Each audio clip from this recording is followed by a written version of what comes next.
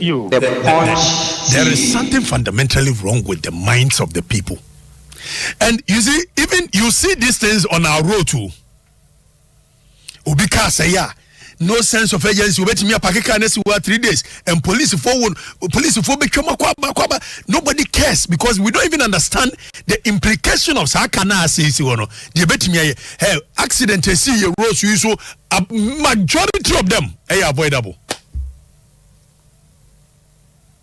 And I know me drew domi area o baby na yi car say e si 3 days na me say twam akwa na waba wo ye car no.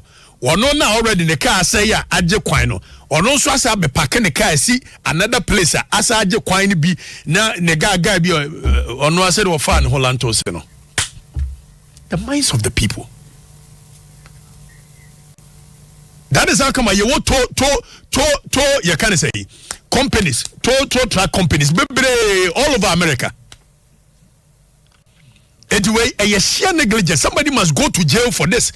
You must go to jail because I didn't see you bet me several hundreds of people and only pabako or negligence and we don't even punish people for such things. And you see, where as a media dear chida near the Nipana court were jailing and court must jail you so bad that it would deter others. Because some negligence it could have led the train in Quebec me every rail, it would derail, and the next minute the whole country politicians best for the Aqua Jinako Cambrofo. I am for best sorry frantoma abe pacho was adio.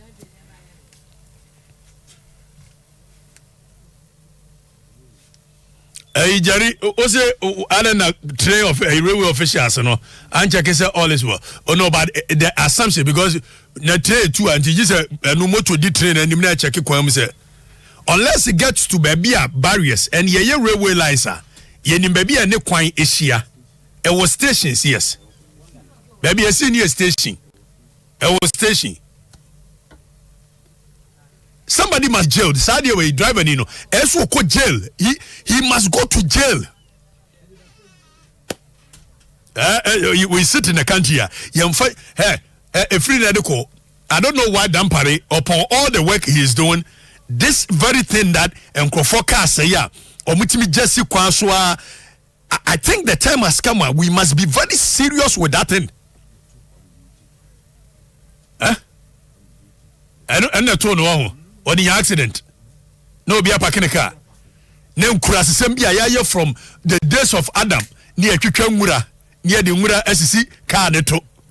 And Kurasif just now come away yanim yeda. Neka na say na as afraid tow truck. A man be tow free immediately. No the couple baby seen watching on my adwuma no. Na when yan waje kwan no and sometimes your companies big companies and omodia. We there you make us dom yesi na your big company bi okroma na dia big company na the company label bon na betimi asiwa 3 days 4 days 5 days na ya twetwa nwura na de nwura. And this thing has killed many in this country. Sadia we akunipa bebre. Yewia adwene ne wo fom nti no yese abayfo de ahoma besen kwan mu nti. So the moment e bekasa abayfo de ahoma besen kwan mu na conversation ni nyina to atwa. Na afese yakobo mpaye e ma abayfo yi ahoma ni free kwan mu. So the very things that we are supposed to pay attention to and realize that it is detrimental to our progress as a people. We don't even do it. We don't care. We just don't care. Who could do South Africa? Yeah, traffic lights say they have been engineered. Say enipa miansabe ko ha no magina, and nobody is rational. And we should go to South Africa, just South Africa. Enipa miansabe ko, and they are so disciplined. Say obiya be train se be doing so. Yeah. Now traffic light is your crowd. Anyone be driver, they don't even know that baby I want more driving or your friend speed lane. So it's a word driver on your left. If a double lane on your left is a speed lane, we don't even care, Jerry. We don't care. Now, what was I you and say, sorry, free speed lane anymore? No, I said, did you attempt the mind of the people? The mind of the people, Ama. And somebody doesn't see, and you see, where the job of leadership. Leadership is supposed to continuously be reminding the people. Say, obey the speed limit na okura phone na or tap on the phone. So as well, eti udinachia instead say ordinarily yenye overtaking far right, yenye overtaking far left. So technically, senkamo kwa. Bafsin Green Construction and Trading Abama Ghana for. Say Juma Kwedu and Juma Fatason. And to say your hotel, school, hospital, bank, offices, and the West. Now, Pobiam and to Mutas amount there. And then I may come for Bafsin Green Construction and Trading at the amount. Obuan was in down a won't you. Emane ha crampo, and Posabro train hour. No, so West Sufia or Ghana, now Pobiam and to Mutas amount there. And then I may come for Bafsin Green Construction and Trading at the amount. The Yanni so benny muji dear. Your 2 bathroom tiles, compound tiles, swimming pool tiles, kitchen tiles, and in Yakaka. Then it is summer woman said, so pass Seattle. Now do location Maya. The Yan say Ghana, ye benya be the amount. Na yan juicy candy, yan dada, said Uncle for be the young crofobino. A sunset task would you may be a near dintino. Yet on cement, natural stones, tile cement, slabs, marble tiles, and nobody lay a sign so a supply. A sense of Juma Hotel, not swear need to know. You were a boarding cracks are a certificate, a treasure your fat entity. Obetini a friend whom a true for so 0505 62 68 23 0505 62 68 23. Oba we a breaku. Waja adequate winning by quantum pona so. Bafsin Green Construction and Trading. We do it just the way you love it. Your own quantum, that's what about right now. Would me overtake in the speed lane now? Trotro driver, all load in one speed lane. Road near double lane. Instead, and we are so indisciplined. So, all correcting the crown on one cassa. We do at him. No, be do at him. Oh, correcting, no. You see, baby Edwin, I think the Yen I am Fiasi and Mompire say, Yen penny for none, I can share never to him. At home, there they will set up. Nana, at they will set up. Well, they will set up. This very person, or yes, I do. The nation must jail the person, and it must be very deliberate. So, be jailino. You must, because I do expect me to several hundreds of people. Baby, because now Crawford the car him. Train now Crawford him. Train now Crawford him. Imagine say Nana said Danny Butu ye. And now say fine kwine so ne si abonti. Look at how much we've spent on this trainer.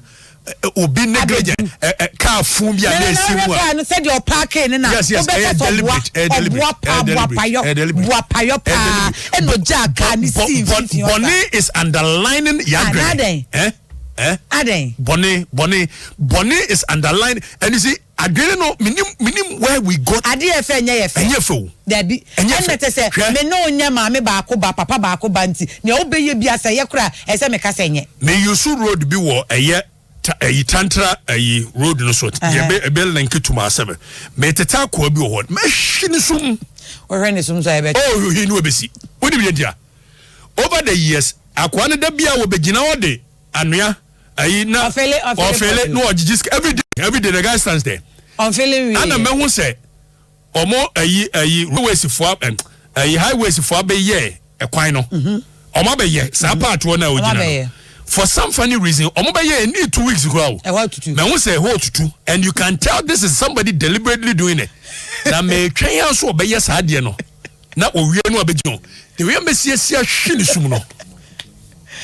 and unim say offer eye achimota abis wana wo be fro de ba achimota overhead ne top wana on say sa hono unim say da sani na shade tutuo because it doesn't make sense and tutuo obere ni am contract your contractors will from reliable source your contractors will come her wo mo shada ma mrantiere ma ba wa call round tutukwam Nesas, yeah. Abaya say my scanning fire never. Oh, Nana mean you a metals here, a good ofanko ma 7 ofanko ache metal na yesi emo accident o ban yes crafts etimi yi na ba ko yi na edakwa St John's die edemu 3 years na atwe eno driver for duru a eso mu yi skills bi nyese be wani. So and we sat in this country for more than 3 to 4 years na metal na twen na o my we ho na ye hu ye ida se mo de be ma me for 3 weeks na dey o mo be ko je o be ko o mo esi ku mo be ku because yes because I think at some point no but sometimes we hear the behavior of the people that's the only solution ebia ya di 14 years ni ba nyina esi etimi kunya nyina na afa ye man krofofofro betete nkola no because adwene ne nye ane ye de sa adwene kro no etete nkola no so that's a need to make a packet esi anya ne say baby esi David anya ne this one you must jail the person let the media capture the time has come for us to crack a whip on that nonsense and police for Bekwaba, police for do only man who want you 2 CD, 3 CD, free for. They don't even know it is their job to secure the safety of the people. They don't know. The police for Kwaka Sombeya, AM ni one task force for no so no mbeko. Cause almost open wa kudidi. So we've created a system that yes, we are crazy. Yes, but mobo. Ozi yakwai. Yongo dunkwa na dey. And also another problem. Just Korean ma bro. Wahala. Yeah. We eti track in the track. Yes, when nana. It's where we kwemu. Look at it. More social media, more TV no. Look at it. Wait, me sure say camera na we train mu ni twa sa shorty. Like seriously. The camera in the train is what took that shot. Look at this. Look at it. You look at it. Does this make sense? And when you be answer some mumwa me kra na me push it. No, but in the first place, which logical human must be able to even think of say me try way so. What the car no ndabio me be so na no osi odu ha obe peja so ade atwam ana say no ye ne as a country we must come together and say we need a dictator who does not care about samudede na muye no radio so na yina you see seriously we akauche na in the public well no momfa mo sa civil right ni human right ni semfunu ni nkonko tu baby na lawyer na kasa lawyer na ye de bayi nyabotre civil right ni civil right be na chain nipa na nkobeku omo no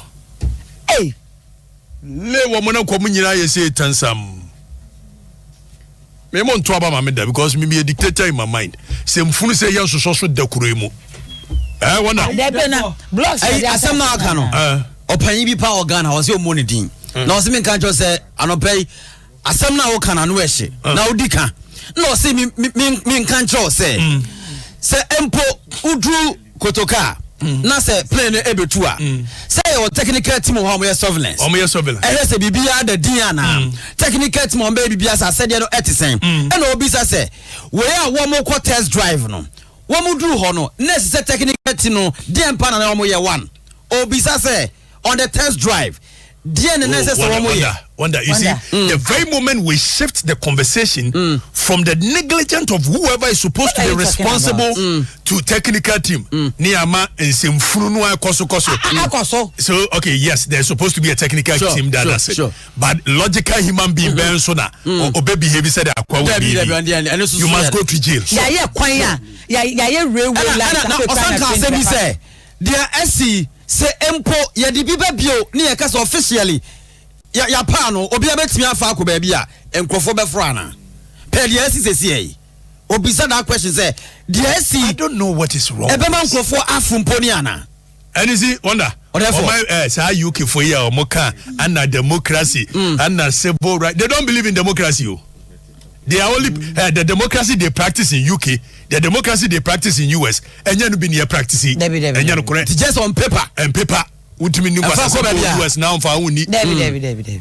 why ye di ahemfo be fran to ma be dinsem huna be pa chose here ahemfo be fran to say gantwa ye brado wo ka gantwa say na kwasi agima wono ti gantwa ade isi na dey aba so light ya asemi ya o dum sa enre finra mini light on say when the light wo technical guy not where me fi asem na make am nka technical guy o fi asem o ka dum so na aba na o kan wa asem dum so is serious therefore nyame anim mo be ka mo nka na dum so serious enu anopa time ye dum ne be pem ne ahimati e be do na light na dum into the imagine amati be do na light na dum adum fi anya generator kakaka ni so David me ka say plant ni ha ka be den.